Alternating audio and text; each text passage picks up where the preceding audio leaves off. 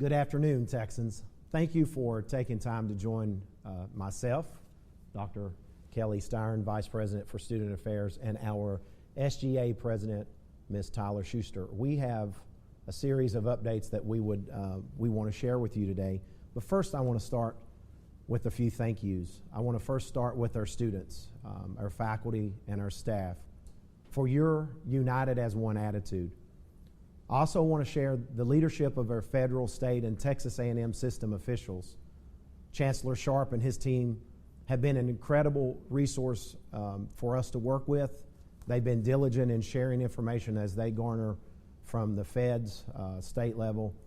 And our governor, Governor Abbott, has been diligent. He's been steadfast in his leadership and sharing information with the university presidents and CEOs across the state.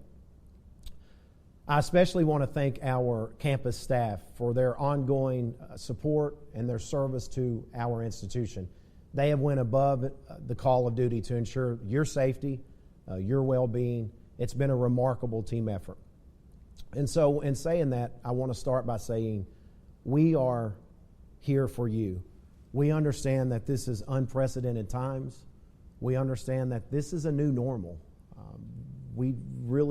We're going to attempt to answer things today that we don't yet have answers for. And literally hour by hour, day by day, there's a new script being written. And so I ask for your continued patience, your continued diligence, and your continued support. Because again, as I said earlier, we're united as one. I want to start by turning it over to Ms. Tyler Schuster, our SGA President, for some opening comments from Tyler. Thank you. I am so glad you've all chosen to join us today. We're really excited to be able to keep you updated, and thank you both for being here and keeping our students informed. I can say that I know how hard Tarleton is working to ensure your safety, and so that's my first question for you all is, what measures are we taking as a university to ensure our students, staff, faculty's health is our number one priority? Well, that's obviously a great question, and one we want to start with by answering as transparently as we can. As all of you know, the learning disruption that has occurred not only here at Tarleton but across the country has forced us to move to a virtual learning platform, which means that starting on Monday, our classes, at least through April the 10th, will be in a virtual capacity. That means our classes are fully integrated to the online mode. Our faculty have been working diligently with our provosts, with our deans, to ensure, Tyler, that the learning experience continues. Because we, as you know, as seniors, we have a lot of seniors that were really close to that finish line. And it's important for us not only to get our seniors across the finish line, but all of our students. So social distancing, as we've all become accustomed to the word, to the phrase. I've seen some incredible videos from our students and how they're killing time with social distancing. It's been fun. Please keep sending those because they're uplifting. When I have long days of conference calls and sitting and trying to garner the proper information to make the right decision for all of you, sometimes I could use a little humor throughout the day, and you guys have been awesome in doing so. Secondly, we have, and I'm going to ask Dr. Styron to answer some of this as well. We spend an enormous amount of time and resources and effort into ensuring that our campus is a safe and clean environment, learning environment. And so Kent Styron, our Director of Risk Management, has been doing a fabulous job of updating us on a daily basis of the necessary steps. So, Kelly, I'd ask that you maybe chime in as well. Certainly. So the SSC staff and all of the Tarleton staff are working very hard. We're constantly disinfecting. They're on a great schedule to make sure that surfaces are being wiped down and disinfected. Each of the series of locations that we're going to discuss later where campus labs are open or other places where students are congregating are being wiped down after each use. So I think we're on top of that, and I think other safety measures that are really important, Tyler, are to make sure that everybody is using good hand washing techniques. We can't stress that enough. We've got signage all over campus to help us remember that, but thoughtful reminders to each other help as well. The social distancing is not something that we're used to, but we need to work on that in each and every scenario. So whether you're in a campus lab working next week on your virtual online courses, or in the library, studying in the Thompson Student Center, because all of those facilities are open, or in your residence hall, where we welcome every student to come back and feel at home in their residence hall room. We need to practice good social distancing there. The other topics that I know we'll get into, but I want to make sure that on the outset that we discuss the postponement or the cancellation of many events have been pretty disappointing. We had so many senior activities that we were planning on having within just this week. A lot of those have obviously been postponed. Some most likely will be canceled. So we're taking those steps to ensure that we're adhering to CDC regulations, our state government regulations, and so ensuring that social distancing and that we're following CDC regulations and guidelines is really important. I think we all got some really good answers there. I appreciate that. I know I've personally been in the dining hall and was very impressed with everything Sodexo is doing for our students, and I know that we're going above and beyond because we want our students to come back to campus and be here. With that being said, let's dive into online classes. I know a couple students who are really worried about that, so let's kind of talk about that shift and what we're doing in terms of educating not only our students but our faculty and staff. Right.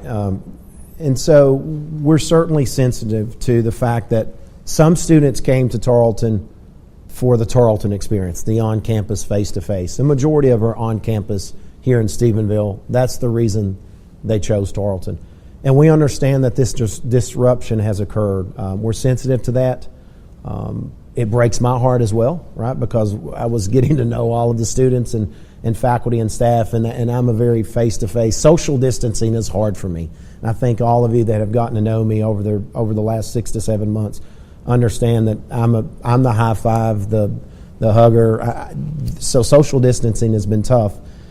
As online learning will be equally as difficult for some of our students that have not had the opportunity to experience online learning.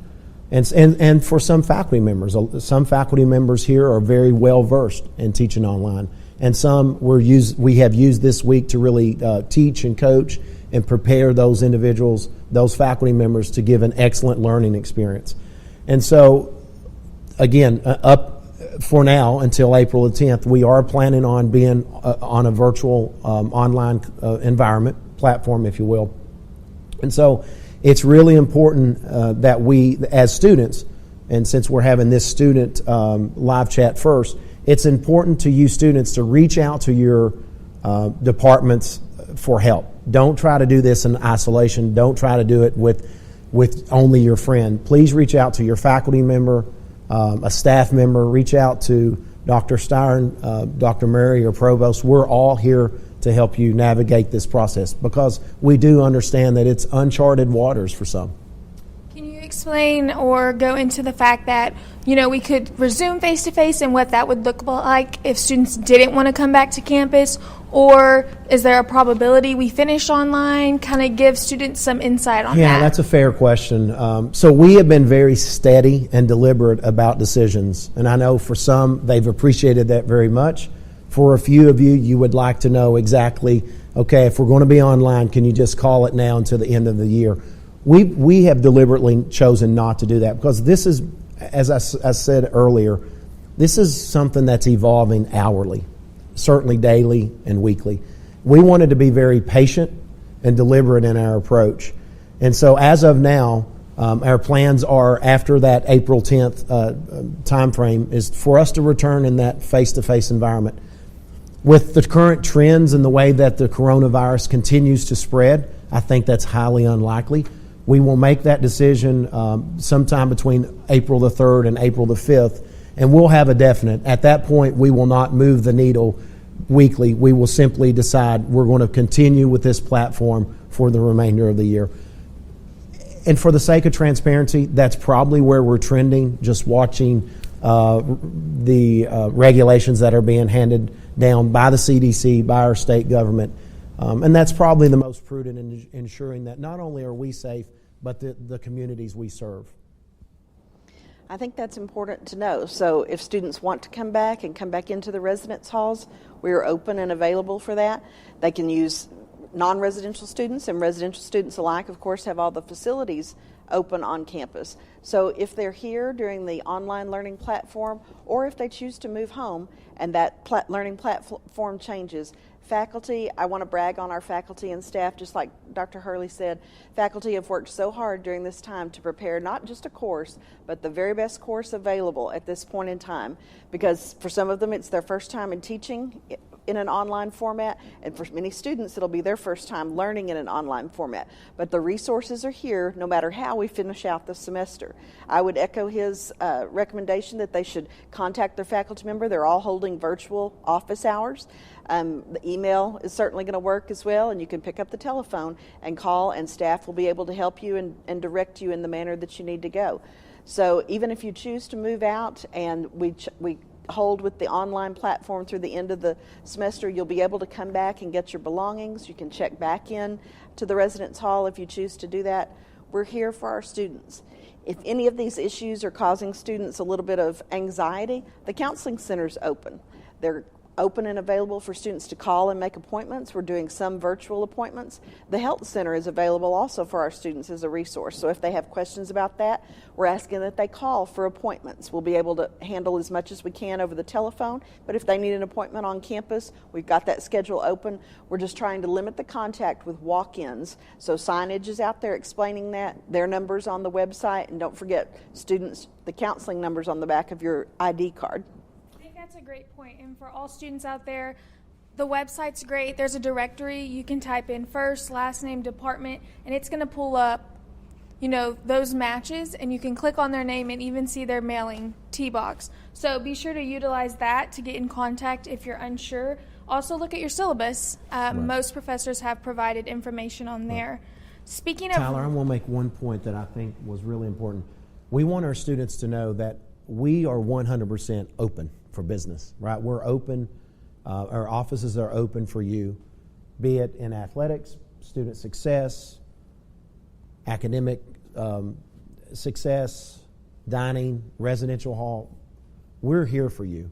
We're not closing our campus. We're working very hard to create social distancing opportunities for our faculty and staff. Some are working virtually, but we are working. We are here for you. And we're still a 24/7, 365 campus, and that doesn't change. The coronavirus has certainly created new opportunities for us, but that doesn't change the fact that we're here for students. We've talked some about the resources available to students for these online classes. I think we maybe expand on that and explain more what facilities may be open, where they can go. We've talked about how it will be different. Right. You're going to sit further away from Right. people. There might be time limits, things of that nature. Let's kind of explain to our students who are still on campus or maybe in town but plan to come to campus to get some work done, because it's a very different environment Right. in an academic room than your living room. Right. No, I concur. And we're very sensitive to that. So, and that's why it was imperative that our system chancellor, John Sharp, made it very clear from day one that we want to be accessible to our students as a system. And certainly here at Tarleton, we're working under that same mantra. We're here for you. So all of our learning facilities, educational enhancement opportunities, they're there. So the library will be open. Albeit we can't have 500 people in the library at one time like we're accustomed to. We have to adhere to social distancing. There could be some time limitations in place. We're going to ask people to be very sensitive. You can't come and hunker down for 5 and 6 hours because some of our learners we know do not have reliable internet at their homes. Some have no internet at their homes because they live in rural parts of Texas. And so we want to make sure that those opportunities are there and exist for all students. So we are going to try to govern as much as we need. Our academic buildings, each college will be open. Our deans are in place. The faculty and staff members are in place to assist. And we've created various hotspots and additional labs throughout the campus. And those are listed on our website. So again, I want to encourage, just as Tyler encouraged you earlier, to please visit our COVID-19 special portion, if you will, of the web. It's certainly our most used in the last few weeks. It's the place that a lot of people are going and landing, and so we constantly update that every day. I would echo that as well. The website's your best source of information.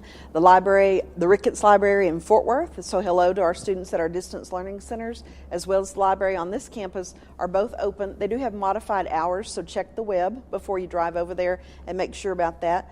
The labs that are going to be open for students to have Wi-Fi access are also listed on the web. So it may be a little bit hard to write these down, but there's going to be one in the College of Business Administration, one in the math building, one in the engineering building. There's more than one in these, but these are the buildings that have labs.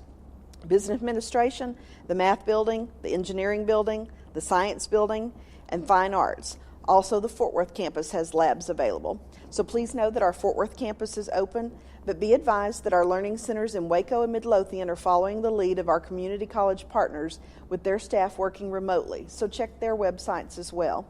The Rellis campus in Bryan academic building is closed until March 30th, but classes at all outreach locations will be shifting to the same virtual format on Monday. So continue to monitor the web. That's your best source for accurate, up-to-date information.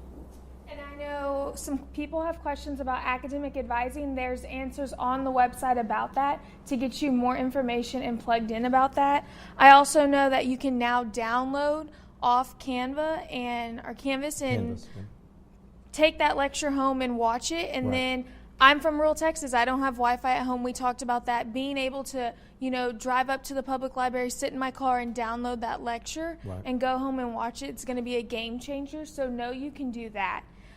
Next, let's shift to... One other point I want to make, Tyler. It's really important that you as students, if you run into issues or bumps in the road along the way, please let us know. We can't fix issues that we don't know about. And so it's imperative that you let us know when you have a problem. And we have, again, you have all of the contact information for each office that you may have a concern.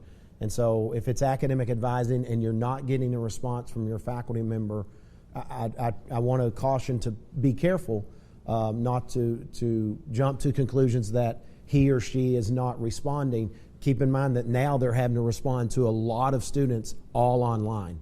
And so work through your professor first and foremost, or your academic advisor. And then if you're not getting the satisfaction, please let us know in the office of the provost so we can help get that issue solved. So we've talked about computer labs open, academic buildings are open. Is there anything else on the Stephenville campus that is open for our students to utilize? Unfortunately, we had to close the rec center. That was a state mandate, if you will. And so we saw Governor Abbott's response to social distancing and creating COVID-19 guidelines for the state, gyms, rec centers, et cetera.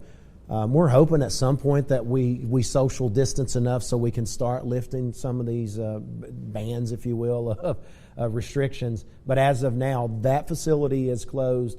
All of the other facilities are open, but again, we have to adhere to social distancing, so we just have to be mindful of those. Something that's a little bit exciting and different, the dining services on the Stephenville campus are certainly open. We've moved to an all-to-go format, so students can come by there and pick up a to-go lunch. That menu's changing regularly, so they'll have something different for all 3 meals. And the Purple Truck is going to be out on campus, and they have a designated route. That schedule is going to be posted with a flyer online, and we'll be sending that information to students as well. That will open on Monday.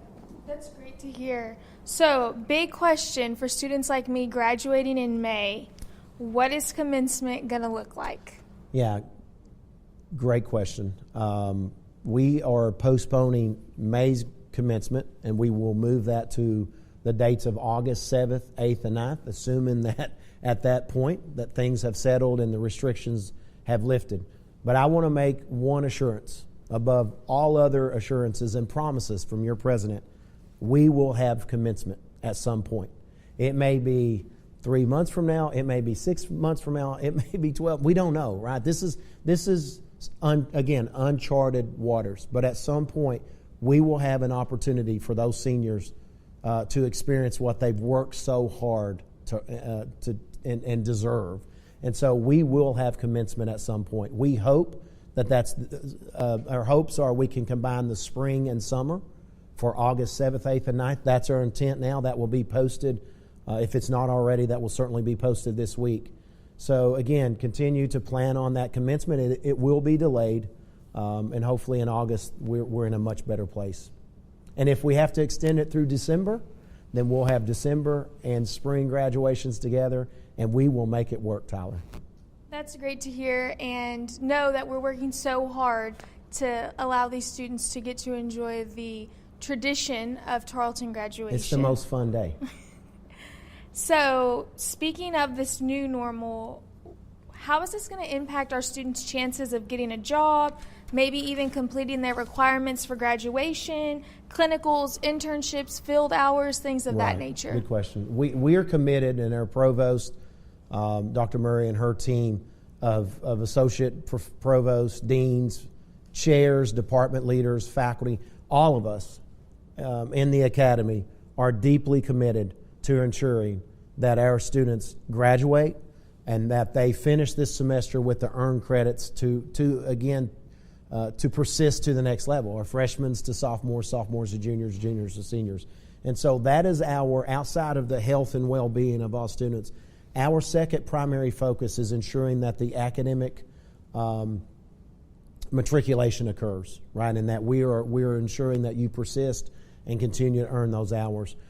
Each dean has created unique virtual learning opportunities for each student, especially in the lab. I know I've already heard great feedback from Dean Lewis in the College of Health Sciences and what she's doing with some of her nursing students to ensure that they get across the line. Would you like to add anything to that, Dr. Stein? Sure. I had an interesting discussion with an upcoming graduate. She's to graduate in May, so she'll be looking forward to that August commencement. I know everything that happens in August is going to be very, very memorable because of the situation that we've all been placed in, and students all across the United States are being placed in these same decisions, in the same format.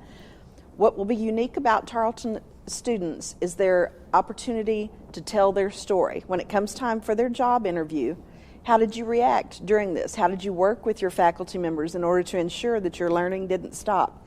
I think students will be able to use this as a very positive experience to show their maturity and the way they handled this situation to keep on learning and what they learned from the situation. So virtual platforms and things that they're going to develop during these months between now and final exams are very, very important. And I think we can see the silver lining in this as we look forward to a positive outcome and something that they certainly will be memorable and they can talk about for many years.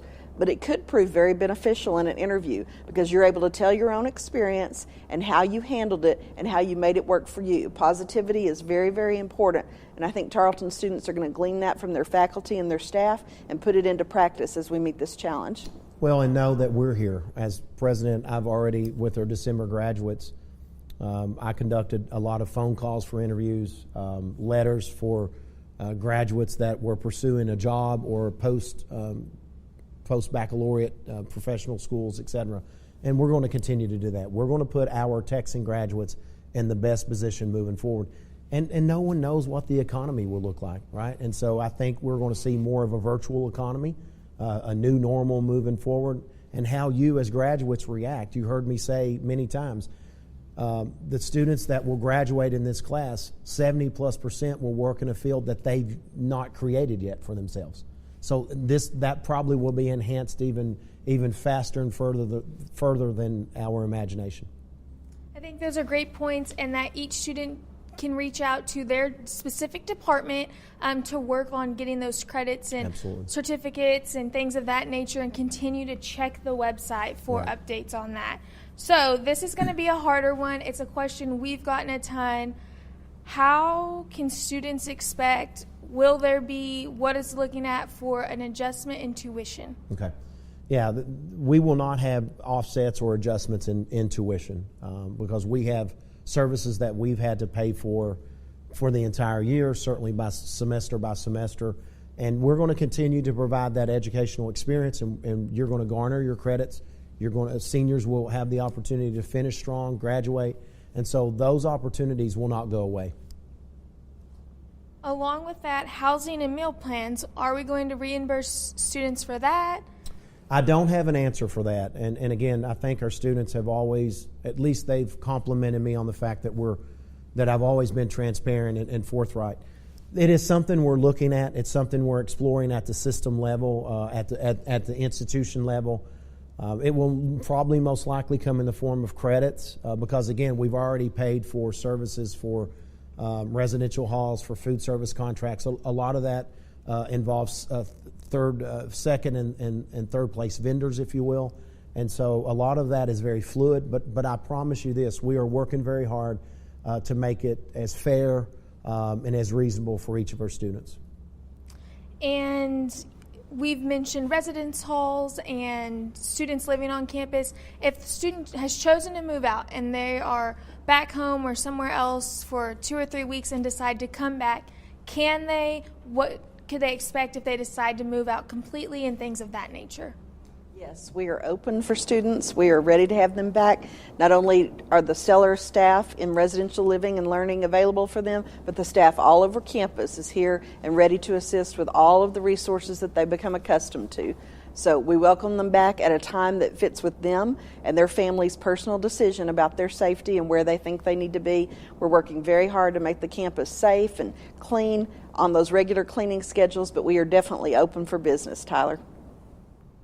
Thank you both for joining us. I know you answered a lot of great questions. These are the top questions we've got, and if you have more questions, be sure to go to the website. We've answered majority of the main questions we've got, and if you have more questions, reach out to your professors in your departments for those.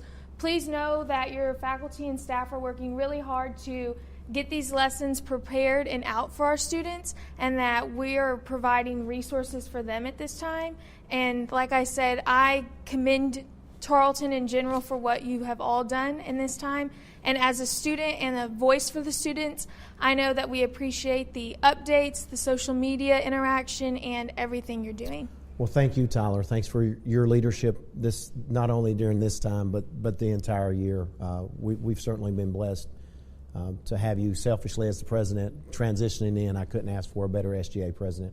And I also can say the same for all of our students. Thank you so much for understanding during this time of unprecedented crisis. This will continue to evolve and change. I ask each of you to continue to be patient, to remain diligent in your academic pursuit of a Tarleton degree, which separates you from everyone else in this world, because it truly is special to be a Texan. We will get through this. This will change the way we move through the educational process moving forward. But I promise you, together, we're stronger, united as one. Thank you for joining. Godspeed, roll Texans, and bleed purple.